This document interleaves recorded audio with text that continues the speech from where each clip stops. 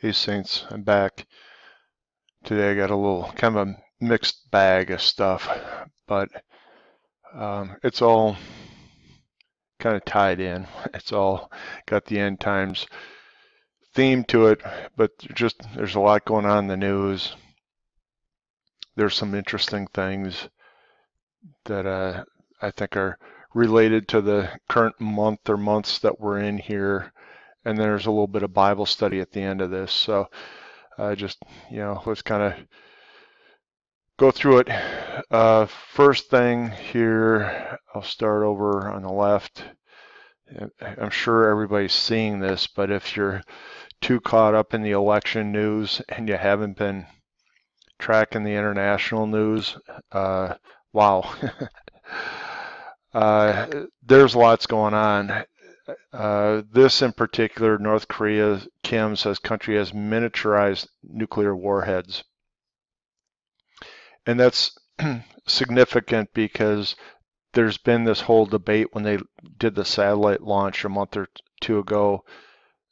That was working on the delivery side, the rocket, the delivery side, but there was a question about whether North Korea even had a nuke, and they declared they did a hydrogen bomb test, and then the yield from all the other countries monitoring the test said, well, it couldn't have been hydrogen bomb because although it was, big, it caused, I believe it was an earthquake over there, but although it was big, it wasn't big enough to be a hydrogen bomb, if I remember all the details right.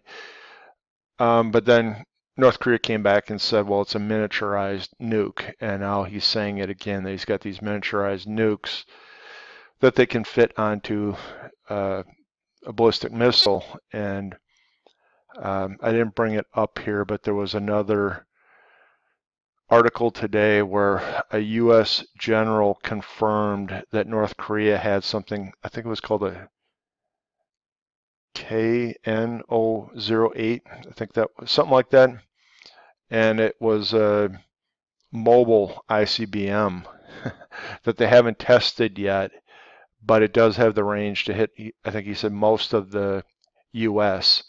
And I think if you were tracking here in the news, again, if you're not watching the election news, all this other stuff like World War III is about to happen is on the radar.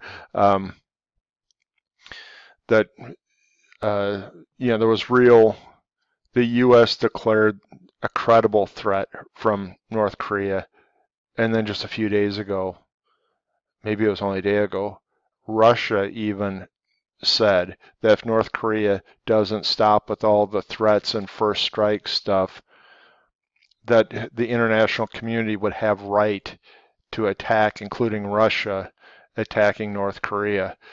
So I think it's, the history of Kim Jong-un, Kim Jong-il, and the predecessors was always brinksmanship, and then what they would do is they'd ask for money, and it led to disassembling supposedly the nuke program at one point, or discontinuing or whatever. So it's always been brinksmanship, but he's definitely pushed it to a whole new level, and he's got nuclear capability confirmed by the international, the U.S. generals, NATO. Like, North Korea fires missiles to liquidate South Korean assets, and this again was yesterday, and here they show Kim Jong-un in front of a mock-up of the size of this. I think this is supposed to be the micro nuke here down below. And then, this was today, March 11th. North Korean leader Kim orders more nuclear tests and more ballistic missile launches, that type of thing. And he's 3 times now, I think, launched missiles into the sea.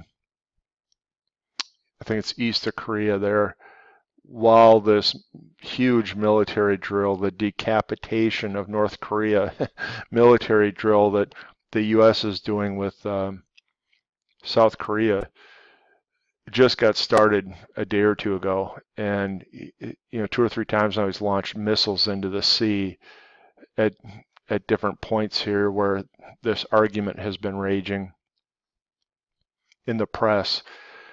But there's 300,000 troops, 280 some odd from South Korea, and I think it was 15,000 Marines or U.S. troops with South Korea right now practicing what they call a decapitation of North Korea drill, precision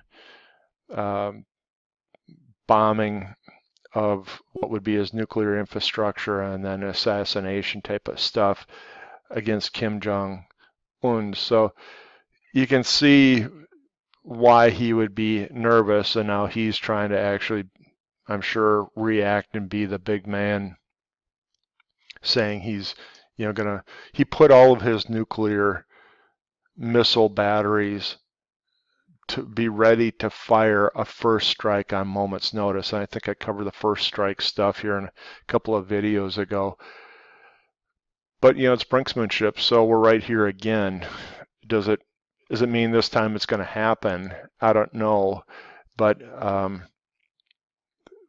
with that noise going on, there was a Stratfor report that said that troops are quietly pouring into Libya right now as well. So you've got the Saudis doing their big military drill with however many nations there, 20 or 20 some odd. You've got Turkey threatening that northern border of Syria, supposedly already bringing their rebels through into Syria, tanks, all that lining up on the border.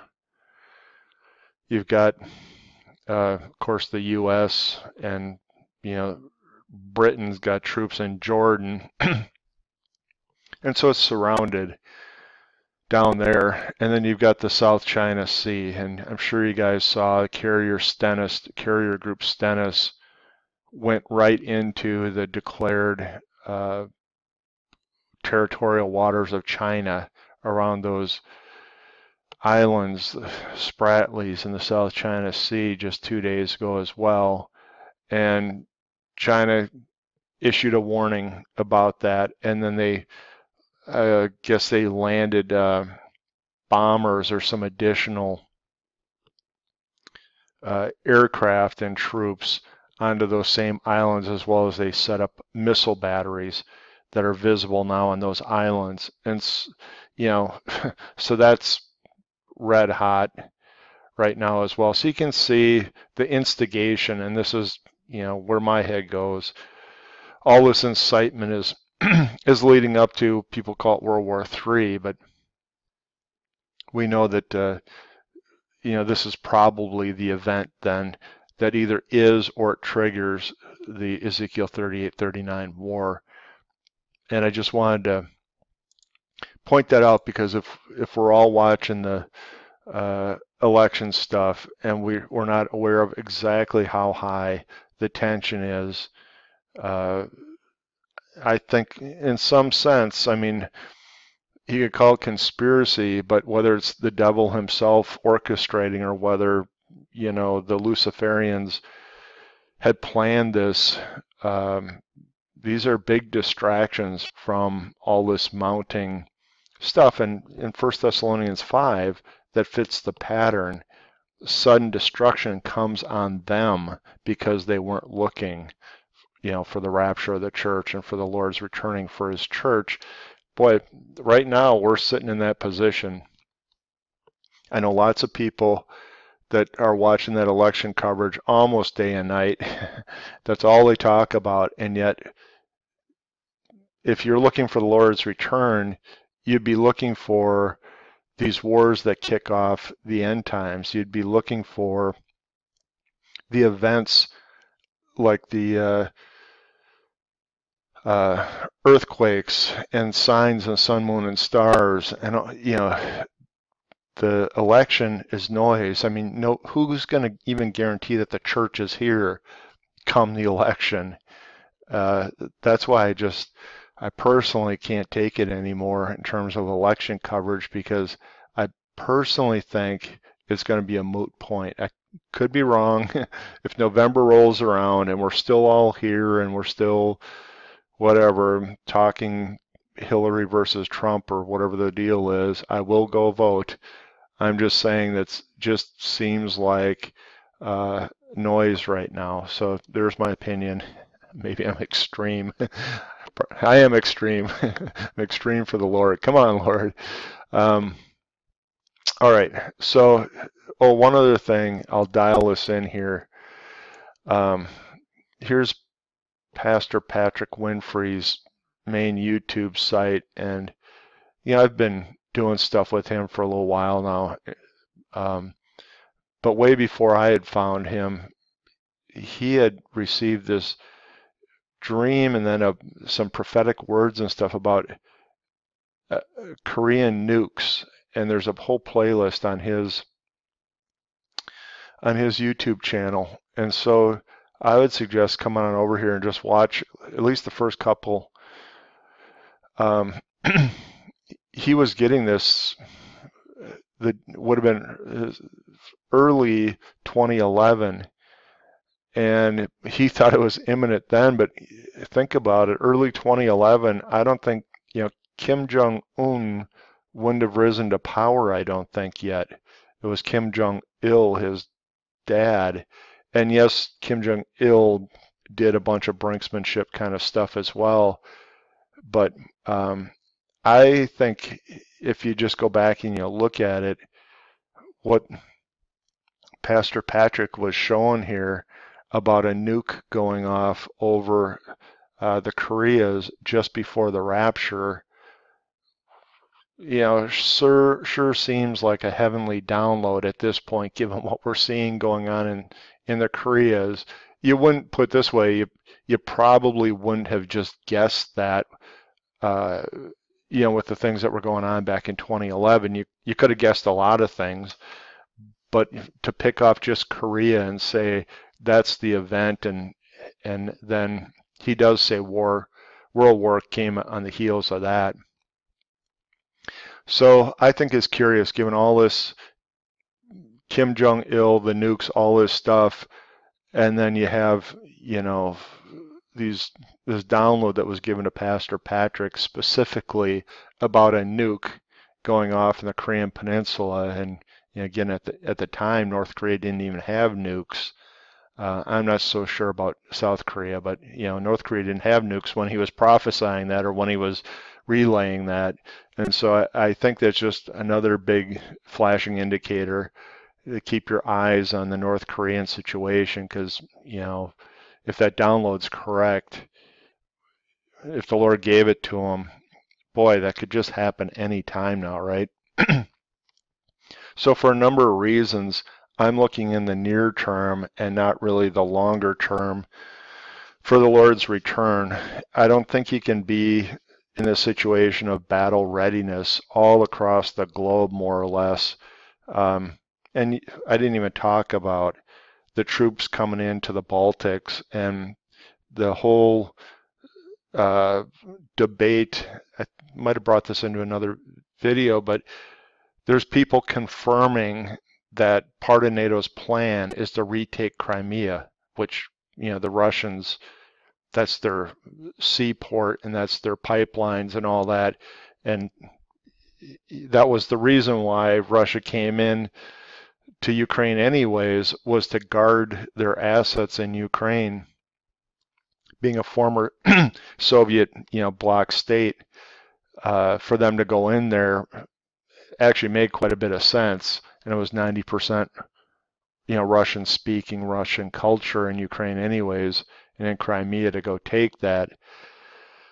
So for us to say we're going to go take it back after they've had it now for a year or two is really, warlike rhetoric.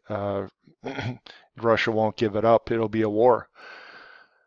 So I know I'm prattling on. It's just, this is how focused I am, not on the election, but on what's going on around the world. Now, given all that, there was one other thing that, people have had dreams and visions recently, and I don't go looking at that stuff as much, just like my comments there in Pastor Patrick's deal, I don't go looking as much in terms of dates and time frames and all that, because plenty of people have saw dreams of the Lord's return and visions of the tribulation period and all that, and we're not in it yet. And so even if those downloads were all accurate, timing wise, it's just hard to pin down. But there's been several of them that have implied that the month of March might be important. I probably don't want to mention their names, because then as soon as I mention them, people go over there and agree or disagree with them. But I'll just say that, March has come up in several of these people's, dreams and that type of thing. And the time frame around the 18th or 19th, it came up enough where I actually went and looked. And so I'm on Torah calendar. Here, let's back up. Here we are. And so the Gregorian dates are in here, and then the day of the Hebrew month is the bigger number on top here. And so people were talking about March 18th, March 19th, and I went and looked 2, 3, 4 days ago, trying to figure out, well, is that anything? Because I knew we were coming into what Torah calendar believes is the real Passover celebration. They've got it on the 23rd of March, the 24th. And again, nobody can have that nailed, because it has to be bound by the fact that the barley in Israel has to be in the condition of Abib, and yada yada yada. So is it March or is it April? Can't even debate that. But anytime you have a pre-planned calendar, you've got that potential for being a month off here or there because of that. Because of the way the Bible said the condition of the crop, in order to offer the first fruits of the barley harvest, the condition of the crop had to at least be in Abib. And so I don't know if this is right. We could be 1 month off. Okay, all that said, I still think it's really curious that the spring equinox is over here on the day that the Lamb is chosen, the 10th of the month, of the first month of the Hebrew calendar year, is the spring equinox. Also from pagan understanding, the equinoxes and the solstice are high kind of pagan days. Now, I don't read much into that. Only it's just curious how these two things landed, on that day. But backing up from that, the 18th into the 19th is the thing I'd heard the most about. And so I thought, I took a look, and it's Shabbat HaGadol, which is the Sabbath before Passover. And I got my wheels spinning, because what happened way back in 32, 33 AD, pick your favorite year there, on the day after Sabbath, before Passover. That was the triumphal entry. And this just struck me. This could be kind of cool. I'm just putting it out there. According to some of the most popular interpretations of Daniel's 70-week prophecy, Daniel 9:24 through 27,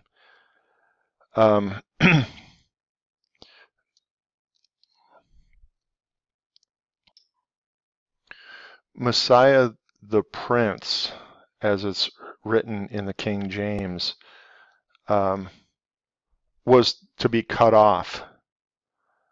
And after, so Messiah the Prince was to come, and so most people think that the 69th week ended with, or the Messiah the Prince was announced on the triumphal entry, Jesus riding down into the city of Jerusalem, And when the Pharisees went up to him and said, Master, tell your disciples, they were singing Hosanna the highest or whatever part of Psalm 118, declaring him the Messiah. The Pharisees told him, tell your disciples to shut up. And he said, if they shut up, even the rocks would cry out. And he said, if you would have known this thy day, but now it will be hidden from you. Palm Sunday was the day that the Jewish folks formally rejected him as the Messiah as he rode in to Jerusalem.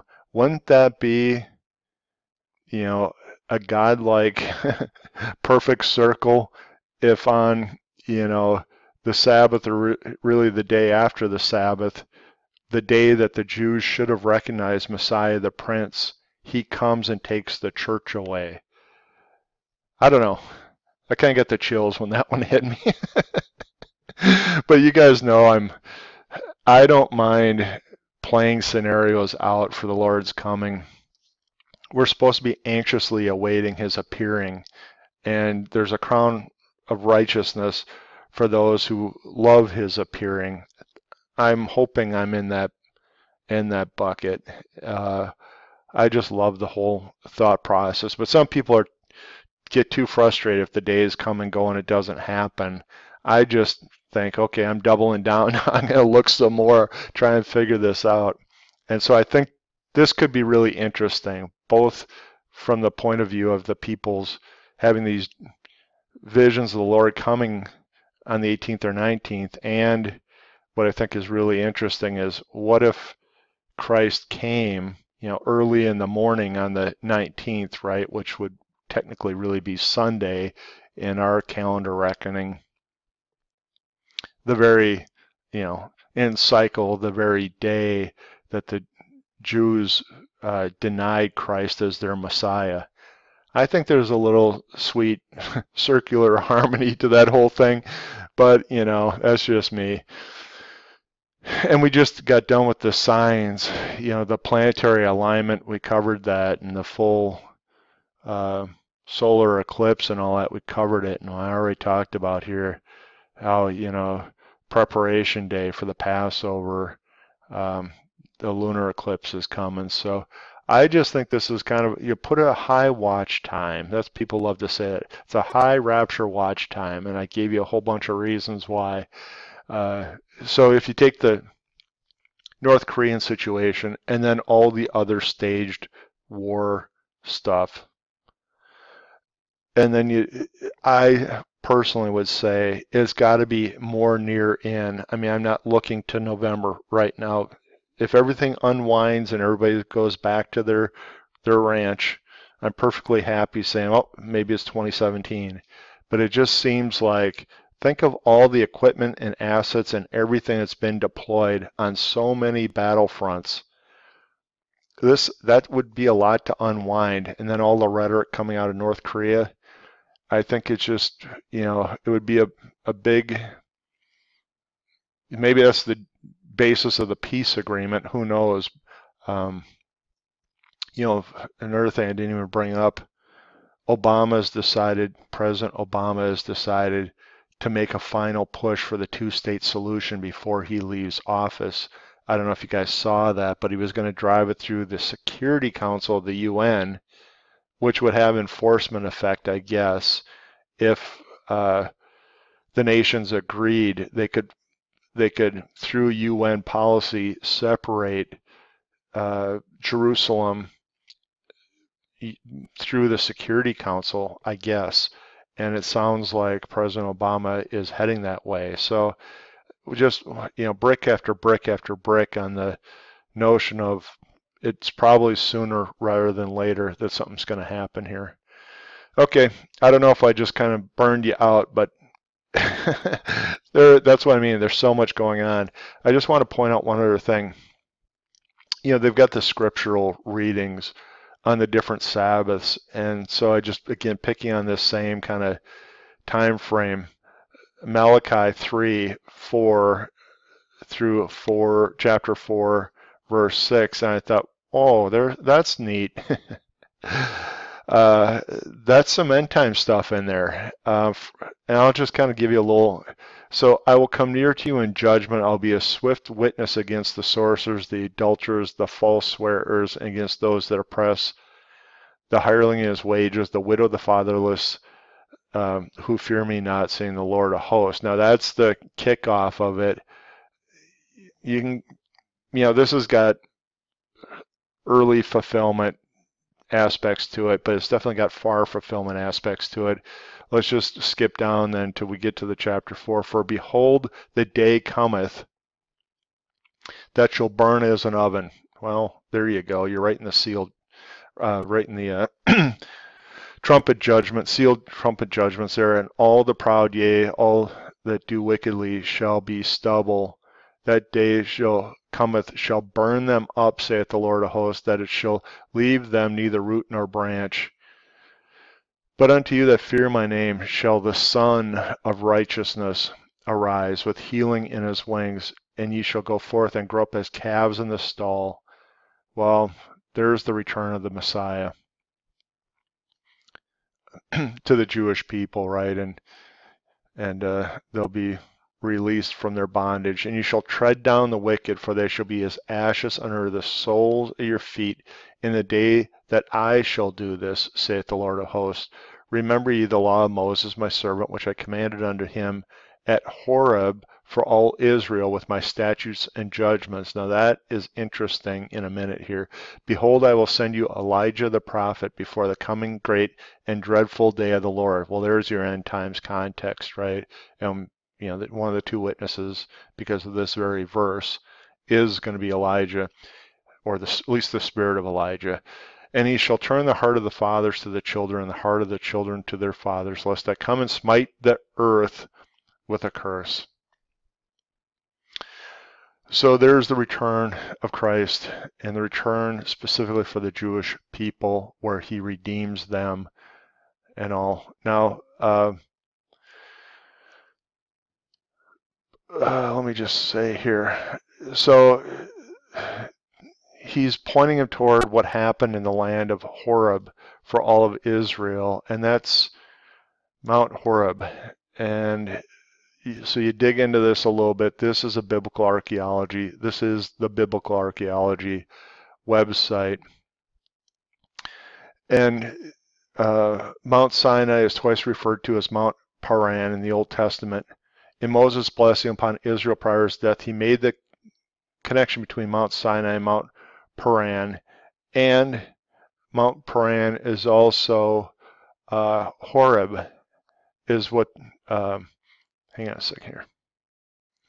Yeah, I needed to scroll up a little bit here. So they're just trying to locate this, but they're saying, they're talking about this road that leads from Kadesh Barnea to Horeb / Mount Sinai. And so it's saying, summary, Mount Paran, Mount Sinai, Mount Horeb are all talking about God's holy mountain. And I gotta, and I'll just point out here too, so much I want to talk about, but I'm going to run out of time here. I'm probably already running late. It's repeated in Deuteronomy 33. We'll look at that. And then it's also there in Habakkuk, which we're going to take a look at as well, these same references. But this is all important then. Horeb being pointed to there. Remember ye the law of Moses, my servant, which I gave unto him in Horeb for all of Israel, my statutes and my judgments.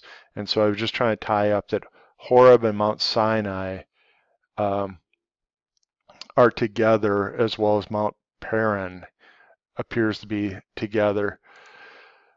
And then it's just coincidence that I saw a presentation by Jim and Penny Caldwell, who, there's been 3 or 4 different teams that have done exploration in Saudi Arabia on the west coast by the Gulf of Aqaba for Mount Sinai, not in the um,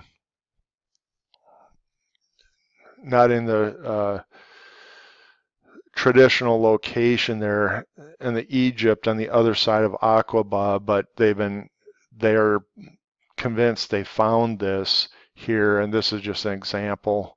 Here's the split rock that Moses smite and the water came forth, and then they have a 4-hour video presentation which I purchased, and I would say the production value isn't sizzling on it, but the pictures and the videos, after 4 hours you say, uncle, that's it. That's absolutely it.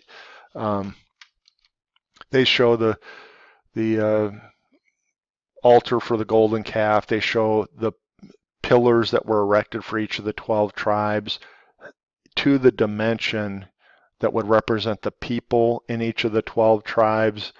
The altar of sacrifice, there was clear physical evidence of that.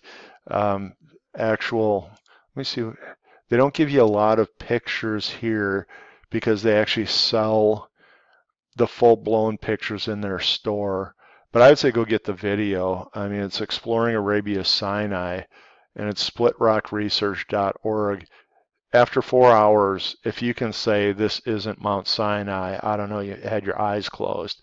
But here's, like they had the petroglyphs, and there a whole bunch of them, very Jewish menorahs.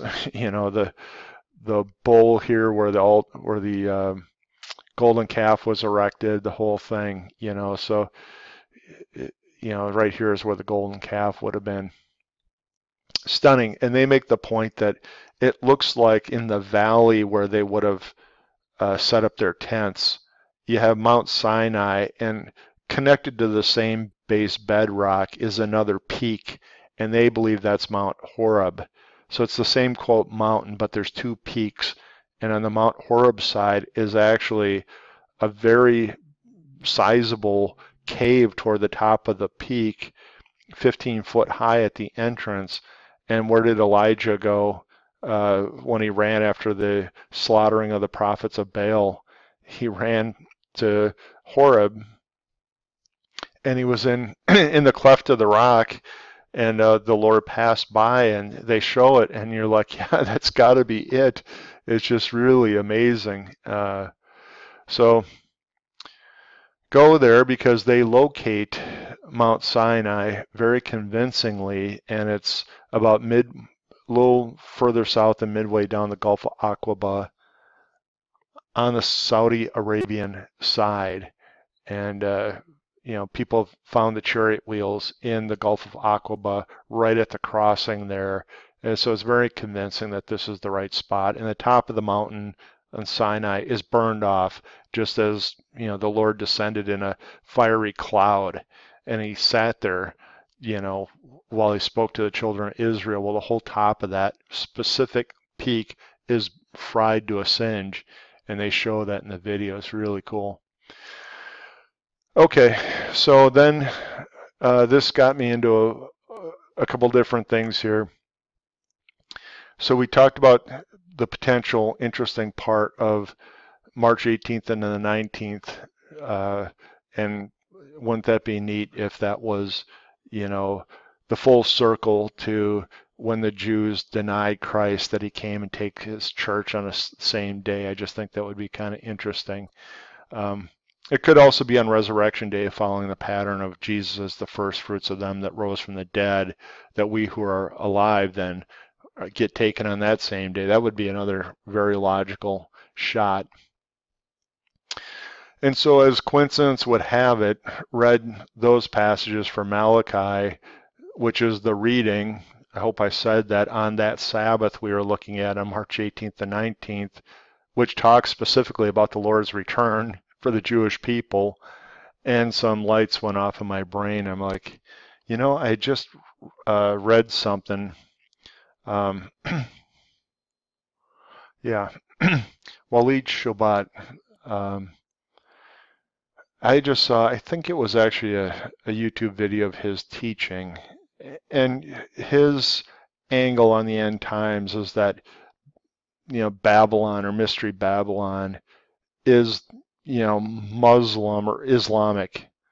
And and that's, he looks at things like, Erdogan maybe being the Antichrist, and he in his teaching was sort of proving that point, or at least scripturally backing up his point. Let's put it that way.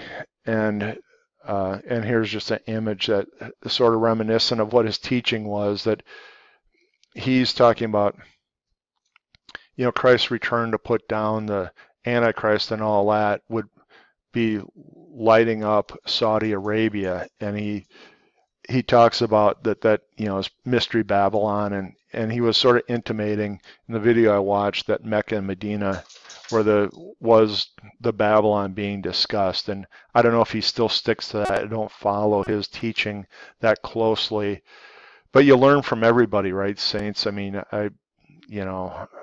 I've listened to anybody. If I think their theology is not completely heretical, I listen for something I can learn on. So let me close that.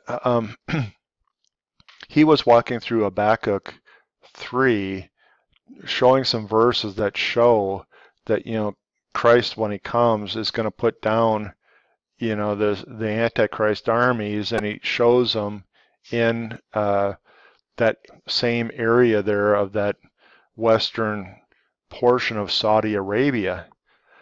And I thought, well, okay, there's a new one. I hadn't really heard of that. Now, let's go see what he was looking at. I'm not going to repeat his teaching, but I just want to point you to why he was saying something like that. Starting in verse 2, O Lord, I have heard thy speech and was afraid. O Lord, revive thy work in the midst of the years. In the midst of the years make known. In wrath remember mercy. God came from Teman, the Holy One from Mount Paran. Okay, so we just got done making the point that they believe those references are tied, that Mount Paran is Mount Sinai, is Horeb. At least that's one interpretation. His glory covered the heavens, and the earth was full of praise. His brightness was as a light, his horns coming out of his hand, and it was the hiding of his power. Before him went pestilence, and burning coals went forth at his feet. He stood and measured the earth, and beheld, and drove asunder the nations, and the everlasting mountains were scattered, and the perpetual hills did bow. His ways are everlasting. Now, there you got a flavor of it, I think. So again,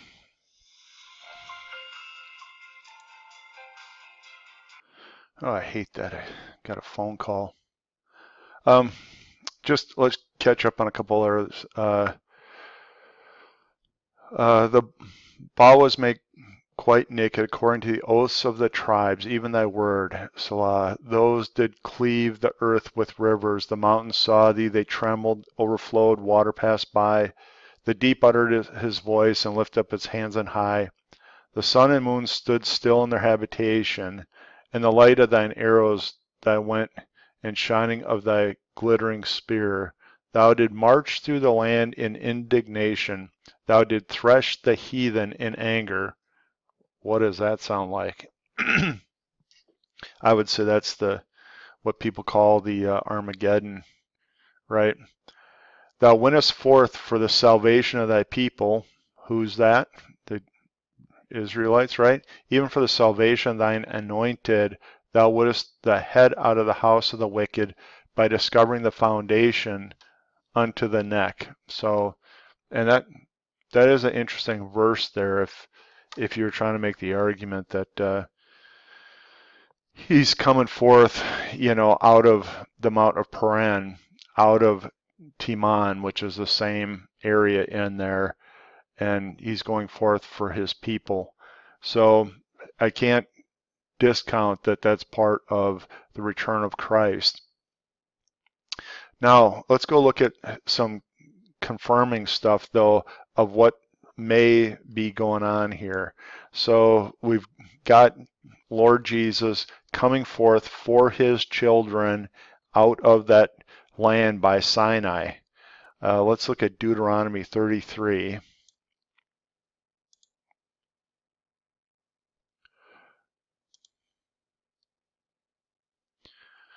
Let's look at verses 2 and 3 here. And he said, the Lord came from Sinai and rose up from Seir unto them. He shined forth from Paran. Well, there we go. But listen to this. And he came with 10,000s of his saints from his right hand, went a fiery law for them. So what is this talking about? This is the blessing where Moses, the man of God, blessed the children of Israel before his death. So it's prophetic, right? And he's coming, when the Lord comes, he's coming with 10,000s of his saints. And now, again, he's coming with them, but it's down to the Israelites, the loved people. I think, the bells start going off for me on that. Now, coming with 10,000s of his saints, ding, ding, ding. And you guys know where this is going, I bet. Jude, only one chapter, verse 14. And Enoch also, the seventh from Adam, prophesied of these things, saying, behold, the Lord cometh with 10,000s of his saints to execute judgment upon all and to convince all the ungodly among them of all their ungodly deeds that they have ungodly committed, and all of their hard speeches which ungodly sinners have spoken against him. Well, there's the second coming, right? And he's coming with 10,000s of his saints. While many people think that Jude reference there came out of Enoch, or potentially vice versa, but given that the book of Enoch was in the Dead Sea Scrolls, it very well may have been that Jude got that from Enoch, and we're not going to look at Enoch 1, verse 9. But where else do we see this Lord coming with 10,000s of his holy ones? Revelation 19. I love this stuff. It's hang on a second. We'll have to scroll below the video capture. Hang on. Let us be glad and rejoice and give honor to him, for the marriage of the Lamb is come, and his wife had made herself ready, and to her was granted that she should be arrayed in fine linen, clean and white, for the fine linen is the righteousness of saints. And he saith unto me, right, blessed are those which are called to the marriage supper of the Lamb. And he saith unto me, these things are true sayings of God. And I fell at his feet to worship him, and he said to me, see thou do it not. I am a fellow servant and of thy brethren that have testimony of Jesus. Worship God, for the testimony of Jesus is the spirit of prophecy. And I saw the heaven open, and behold, a white horse, and him that sat upon him was called Faithful and True, and in righteousness he doth judge and make war. His eyes were a flame of fire, and his head were many crowns, and he had a name written that no man knew but himself. And he was clothed with a vesture dipped in blood. His name was called the Word of God. And the armies which were in heaven followed him upon white horses, clothed with fine white linen. And out of his mouth go a sharp sword. They should smite the nations, and that he shall rule them with a rod of iron, and treadeth the winepress of his fierceness and the wrath of Almighty God. So there he's coming with 10,000s of his saints. Isn't that cool? So, and then he's coming down to set up the millennial reign, right? And so I think we've got great confirmation there of what was Habakkuk seeing, because it was repeated in Jude, which was repeated from Enoch, most likely, which was repeated, the scene was repeated here in Revelation 19, showing the church coming back to earth with Christ. And I'm just going to close with this last part because I talk about it a lot, and I think I'm in a small percentage of people that look at this Ezekiel 20, but I just think it's got its spot, because Ezekiel 20 is first God reminding the children of Israel that he brought them out of the land of Egypt, and that they were going to be his chosen people, and he gave them the law and all this. Let's just pick up a little flavor of it here, verses 10 through 13. Wherefore I caused them to go forth out of the land of Egypt and brought them into the wilderness and gave them my statutes. Where was that? Brought them into the wilderness. That was Sinai again, same area. So as we learned in those prior verses, Lord on his second coming is coming to the land of the wilderness. He's coming to Mount Paran. He's coming to Horeb. He's coming there. So if something must be there, why would he come there at a second coming? That's the point I'm trying to get to. And I gave them my statutes and showed them my judgment, which if a man do, he shall live in them. Moreover, I also gave them my Sabbaths to be a sign between me and them, and that they might know that I am the Lord that sanctify them. Well, right there you kind of see who the Sabbath was meant for. But the house of Israel rebelled against me in the wilderness. They walked not in my statutes. They despised my judgments, which if a man do, he shall even live in them. And my Sabbaths they greatly polluted. Then I said, would I pour out my fury on them in the wilderness and consume them? So you can see this whole setting of Ezekiel 20 is about the Lord pulling his children of Israel out into the wilderness to set up that covenant relationship with them, which was really, again, another marriage. And the Hebrews recognize that, another marriage contract that he was trying to do there. But now we got 33 as a transition point, and I'm not going to read the whole thing, drain it for you. But as I live, saith the Lord, surely with a mighty hand, and with an outstretched arm, and with fury poured out, I will rule over you, and I will bring you out from the people, and gather you out of the countries wherein you are scattered, with a mighty hand and an outstretched arm, with fury poured out, and I will bring you into the wilderness of the people. Well, we just read that. That very well could be Mount Sinai again. And there I will plead with you face to face, like I pleaded with your fathers in the wilderness in the land of Egypt, so I will plead with you, saith the Lord. And I will cause you to pass under the rod, and bring you into the bond of the covenant. And I will purge out from among you the rebels and those that transgress against me, and I will bring them forth out of the country where they sojourn, and they shall not enter into the land of Israel, and you shall know that I am the Lord. And there you go. He's going to, it's like a rapture kind of scenario. He's going to bring all the Israelites back. And I always wondered what that wilderness reference was, and I speculated many times, was it Mount Sinai? And I think we get confirmation that that's really what's going on when the Lord roars out of Sinai, out of Mount Paran, out of Mount Horeb. He's coming back with 10,000s of his saints, the church, and he's going to then lead the children of Israel. Well, first he's going to judge them and purge out the rebels, right? And then the rebels won't enter into the Holy Land. Well, that means they weren't in the Holy Land when they were being judged. And so this beautifully ties up those last chunk of verses in Matthew 24 that people see the rapture in. It's not the rapture, it's the gathering of all the Israelites into the wilderness to be judged. And then what do you see in Matthew 25, which is after 24? You see the sheep and goat judgment, which is in the land of Israel, but it's a judgment of the Gentile nations, and the brethren are standing there with him, meaning they've already been judged and brought back into Israel at that point.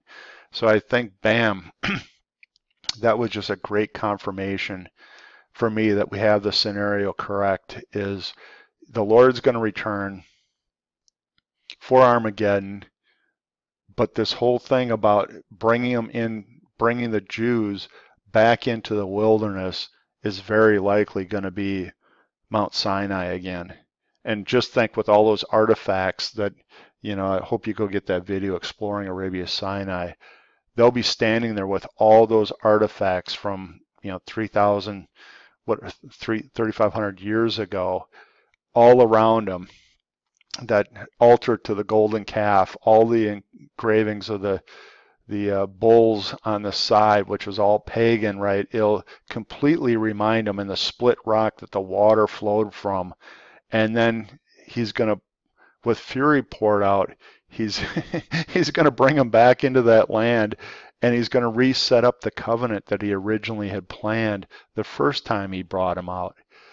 So I just think, oh, that was so good when all those little pieces dropped together. Well, God bless you, saints. I think we're going home sooner rather than later, and I praise the Lord that He drops all these little wonderful Bible studies on me while we kind of wait patiently for His return. But I think it's soon. Boy, watch Korea. God bless.